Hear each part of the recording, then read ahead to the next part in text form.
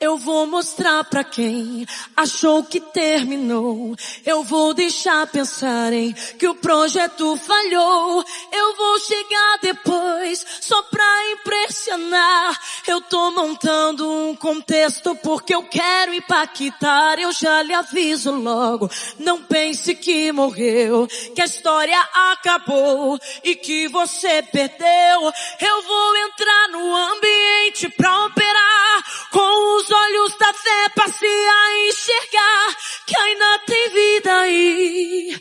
E mesmo que o cenário diga que é o fim, e as evidências gritam que é pra desistir, mas eu estou dizendo ainda existe vida aí, ainda tem vida aí. E o tempo não limita o que eu vou fazer.